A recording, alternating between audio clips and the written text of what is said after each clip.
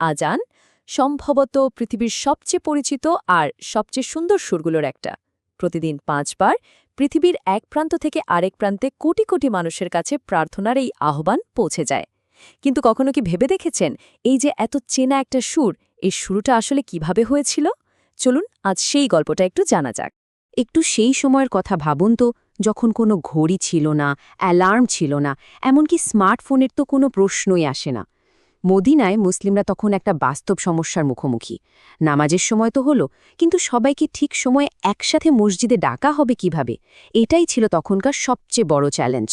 তো এই সমস্যার একটা সুন্দর সমাধান তো বের করতেই হবে। সবাই মিলে বসলেন আলোচনা করতে। এটা সবাই বুঝছিলেন যে জামাতে নামাজ আদায় করতে হলে একটা নির্দিষ্ট সংকেত দরকার, আর সেই আলোচনা থেকেই কিন্তু দারুণ কিছু প্রস্তাব উঠে আসতে শুরু করল। দেখুন, বেশ কয়েকটা উপায় নিয়ে কিন্তু কথা হচ্ছিল। যেমন আগুন জ্বালানোর কথা ভাবা হয়েছিল, আবার কেউ বললেন শিঙ্গা ফোকানোর কথা। কিন্তু সমস্যা হলো, এই দুটো পদ্ধতি তখনকার ইহুদিদের প্রথার সাথে মিলে যাচ্ছিল। আবার খ্রিস্টানদের মতো ঘণ্টা বা নাকুশ বাজানোর প্রস্তাবও এসেছিল। কিন্তু আসল উদ্দেশ্যটা ছিল এমন একটা উপায় বের করা যা হবে একদম আলাদা, যা মুসলিম উম্মার নিজস্ব একটা পরিচয় তৈরি করবে। আলোচনা ঠিক এই রকম একটা পর্যায়ে ওমররা খুব সহজ কিন্তু অসাধারণ একটা প্রস্তাব দিলেন। তিনি বললেন, আচ্ছা, কোনো যন্ত্র বা সংকেত ব্যবহার না করে আমরা কি একজন মানুষকেই এই দায়িত্বটা দিতে পারি না? মানে একজন মানুষই নামাজের জন্য ডাকবে, তার কণ্ঠস্বরই হবে সেই মাধ্যম। ভাবুন একবার, এই একটা প্রস্তাবই পুরো আলোচনার মোড় ঘুরিয়ে দিল। রসুলুল্লাহ সাল্লাল্লাহু আলাইহি ওয়াসাল্লাম উমর রাদিয়াল্লাহু আনহুর এই প্রস্তাবে দারুণ খুশি হলেন। তিনি সাথে সাথেই এটা অনুমোদন করে দিলেন। ব্যাস, সিদ্ধান্ত চূড়ান্ত হয়ে গেল। কোনো জড়বস্তুর যান্ত্রিক শব্দ নয়, বরং একজন মানুষের আন্তরিক আর শক্তিশালী কণ্ঠই হবে প্রার্থনার আহ্বান। এভাবেই কিন্তু আজানের ধারণাটা জন্ম নিল। আর এই ঐতিহাসিক দায়িত্বটা পালনের জন্য রাসূল সাল্লাল্লাহু আলাইহি ওয়াসাল্লাম বেছে নিলেন বেলাল রাদিয়াল্লাহু তাআলাকে। তার কণ্ঠ ছিল খুবই বলিষ্ঠ, সুরেলা আর বহুদূর পর্যন্ত পৌঁছাত। নবীজি বেলাল রাদিয়াল্লাহুকে ডেকে বললেন, ওঠো এবং সালাতের জন্য ঘোষণা দাও। আর সেই মুহূর্ত থেকেই বেলাল রাদিয়াল্লাহু হয়ে গেলেন ইসলামের প্রথম মুয়াজ্জিন।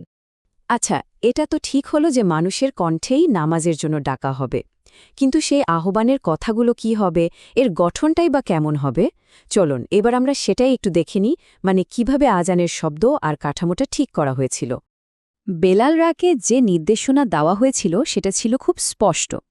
আজানের সময়, মানে দূর থেকে মানুষকে ডাকার সময়, প্রত্যেকটা বাক্য ২ বার করে বলতে বলা হয়। আর ইকামাত, যেটা ঠিক জামাত শুরুর আগের ঘোষণা, সেটার বাক্যগুলো ১ বার করে বলতে বলা হয়েছিল। তবে হ্যাঁ, একটা ব্যতিক্রম আছে। ইকামাতের সময় কাদকামাতিস সালাত বাক্যটা ২ বার বলতে হয়। আজান কিন্তু কেবল নামাজের জন্য একটা ঘোষণা না, এর একটা গভীর আধ্যাত্মিক তাৎপর্য আছে, আর এর সাথে জড়িয়ে আছে বিশাল পুরস্কারের প্রতিশ্রুতি। চলুন এর আধ্যাত্মিক দিকগুলোর সম্পর্কে এবার একটু জানার চেষ্টা করি। এটা আসলে একটা সাধারণ আহ্বান থেকে অনেক বড় কিছু। হাদিস থেকে আমরা জানতে পারি, আজানের প্রত্যেকটা শব্দ এই মহাবিশ্বে একটা বিশেষ প্রভাব ফেলে, আর যিনি আজান দেন সেই মুয়াজ্জিনের জন্য অপেক্ষা করে এক মহান পুরস্কার। আজানের আধ্যাত্মিক শক্তিটা আসলেই অবিশ্বাস্য। যখন আজান দেওয়া হয়, শয়তান নাকি সেখান থেকে এত জোরে পালায় যাতে সে শব্দ শুনতে না পায়। এর চেয়েও অবাক করার মতো বিষয় হল, মুয়াজ্জিনের কণ্ঠ যতদূর যায় সেই এলাকার প্রত্যেকটা সৃষ্টি, হোক সে জীব বা জড়, কিয়ামতের দিন তার পক্ষে সাক্ষ্য দেবে। আর এর পুরস্কার এতটাই বড় যে বলা হয়েছে, মানুষ যদি এর গুরুত্ব জানত তাহলে আজান দেওয়ার অধিকার পাওয়ার জন্য নিজেদের মধ্যে রীতিমতো প্রতিযোগিতা শুরু করে দিত। আবু সাঈদ খুদরি থেকে বর্ণিত এই হাদিসটা কিন্তু আগের বিষয়টাকেই আরও পরিষ্কার করে দেয়।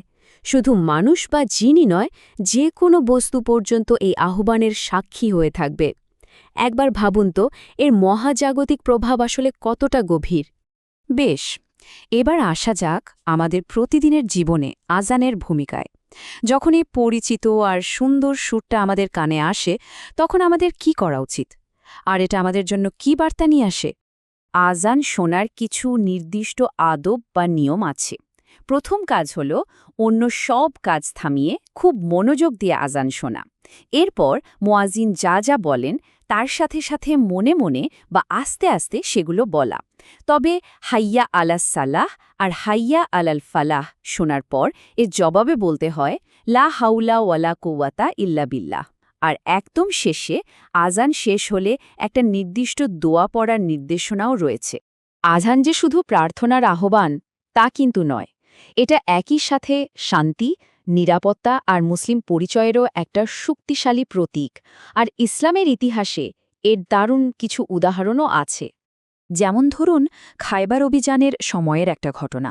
রাসূলুল্লাহ সাল্লাল্লাহু আলাইহি ওয়াসাল্লামের একটা নিয়ম ছিল, তিনি কোনো এলাকায় ভোরের আগে পৌঁছালে সাথে সাথে আক্রমণ করতেন না, বরং অপেক্ষা করতেন। যদি সেখান থেকে ফজরের আজানের শব্দ শোনা যেত তাহলে তিনি আর আক্রমণ করতেন না, কারণ আজানের শব্দই প্রমাণ দিত যে ওই জনপদে মুসলিমরা বাস করে। অন্য 4 বক্তের নামাজের জন্য একবার করেই আজান দেওয়া হয়, তাই না?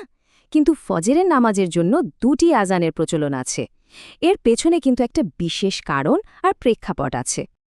প্রথম আজানটা বেলালরা দিতেন রাতের শেষ দিকে। এর উদ্দেশ্য ছিল দুটো: এক, যারা তাহাজ্জুদের নামাজ পড়ছেন তাদের জানিয়ে দেওয়া যে সময় প্রায় শেষ, আর 2, যারা ঘুমিয়ে আছেন তাদের জাগিয়ে তোলা, যাতে তারা সাহারি খেতে পারে বা নামাজের জন্য প্রস্তুতি নিতে পারে। আর দ্বিতীয় আজানটা দিতেন ইবনু উম্মে মাকতুমরা যখন ভোরের আলো ফুটতে শুরু করত। এটা ছিল ফজরের নামাজের সময় শুরু হওয়ার আনুষ্ঠানিক ঘোষণা। তাহলে এই পুরো আলোচনা থেকে আমরা কি শিখলাম? আজানের শুরুটা হয়েছিল খুব সাধারণ একটা সমস্যার সমাধান হিসেবে, কিন্তু ঐশী নির্দেশনায় এটা মানুষের কণ্ঠের এক পবিত্র দায়িত্বে পরিণত হয়। এটা শুধু একটা আহ্বানই নয়, এর আধ্যাত্মিক গুরুত্ব অপরিসীম। আর আজ সারা বিশ্বে এটা মুসলিমদের জন্য শান্তি আর পরিচয়ের এক অনন্য প্রতীক। সব শেষে একটা প্রশ্ন কিন্তু থেকেই যায়, তাই না? কিভাবে মদিনার একটা ছোট সম্প্রদায় প্রয়োজনে শুরু হওয়া একটা সাধারণ ঘোষণা সময়ের সাথে সাথে আজ বিশ্বজুড়ে কোটি কোটি মানুষের বিশ্বাস, একতা আর পরিচয়ের সবচেয়ে শক্তিশালী আর সুরেলা একটা প্রতীকে পরিণত হল?